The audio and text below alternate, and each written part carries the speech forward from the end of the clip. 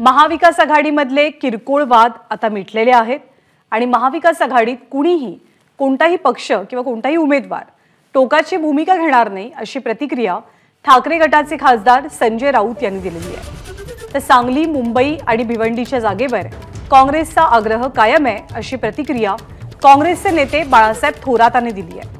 त्यांच्या वक्तव्यामुळे महाविकास आघाडीत जागावाटपावरनं अजूनही धुसफूस सुरू असल्याचं चित्र दिसतंय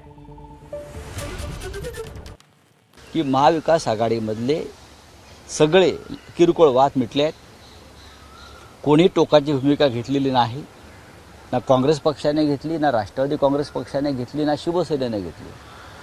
आघाडी किंवा युतीमध्ये जागा वाटपात एखाद दुसऱ्या जागेवरून अशी कार्यकर्त्यांची जी भूमिका असते त्या भूमिकेपुढे नेत्यांना थोडं झुकावं लागतं, मग समजूत काढली जाते, त्यातून मार्ग निघतो। नाना पटोले बोलतील किंवा बाळासाहेब थोरात काही बोलत असतील तर त्यांच्या कार्यकर्त्यांच्या भावना आहेत त्या भागातल्या। मग शिवसेनेच्या सुद्धा अशा प्रकारच्या भावना काही ठिकाणी झाल्या, आम्ही त्यांना शांत केलं।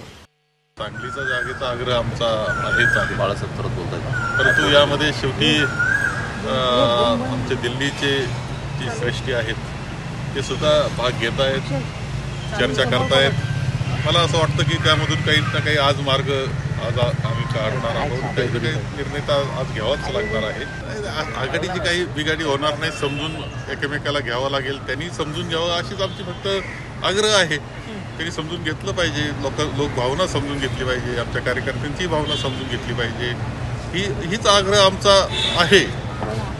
शेवटी निर्णय तर दिल्लीमध्ये आमचे श्रेष्ठी बसतील, स्वतः ते संवाद साधतील शिवसेनेबरोबर आणि शेवटी आज तो निर्णय आम्हाला करावा लागणार आहे। एबीपी माझा, उघडा डोळे बघा नीट।